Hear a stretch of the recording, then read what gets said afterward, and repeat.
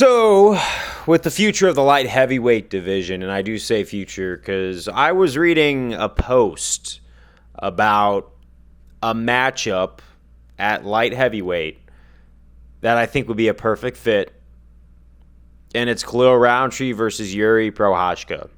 Because after I saw how good Roundtree did against Alex Pereira, took really good shots and hit Alex more than he's ever really been hit, aside from the Israel Adesanya knockout in their fourth fight. I don't care if it was a 2 by UFC standards, but it was their fourth fight. Khalil Roundtree basically put Alex Pereira in some serious danger that we've never seen him in quite a while. Yeah, no, maybe Blachowicz did some stuff to Alex. Definitely, you had Jiri Prochazka in the first fight take Alex down.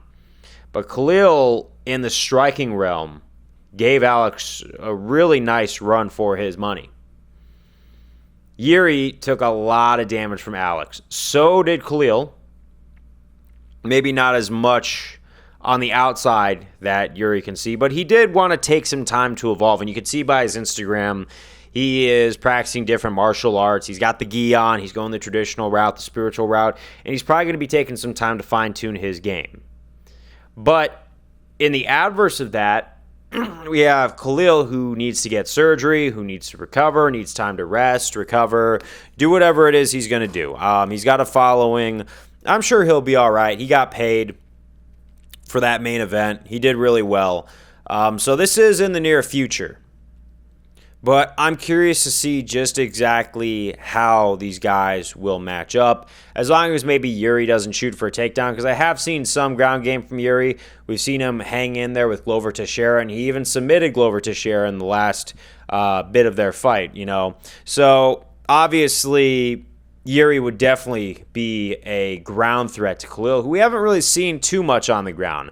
Not much that I could recall. If I could look back through a lot of his tapes, which I really haven't, I'm going to be honest and say, no, I'm not too familiar with his whole MMA career. I don't know if there's any submissions that he's got over there. But if they were to keep the fight standing, where do I think this would go? It would all depend on who recovers from the damage more. Jiri would have more of a time advantage, but I feel like Jiri was less damaged by Alex than Khalil. So if Khalil would be able to beat someone like Jiri Prochazka and knock him out, I honestly feel like Khalil Roundtree would definitely be back up in top contendership, and then maybe take on someone like Jamal Hill.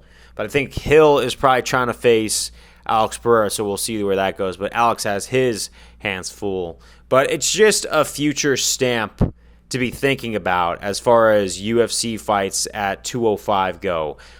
So, yeah, Khalil Roundtree would definitely be a threat to Jiri in at least some bit of a way. I would still have Khalil as an underdog, but definitely an underdog worth betting on. Just because if he could strike with Alex Pereira like that, I only wonder what exactly he could do with Jiri Prochazka, who likes to fight with his hands down and really shoot with shots from the hip. You know what I'm talking about? Whereas Khalil demonstrated just how awesome and fantastic his Muay Thai game really was. But you know what? I would have to see where they come back from damage-wise if they were to ever make this fight happen. I think they should. If it goes down, we might not see it till next year. But I was going through my feed, and I actually saw that. And it actually got me thinking, you know what?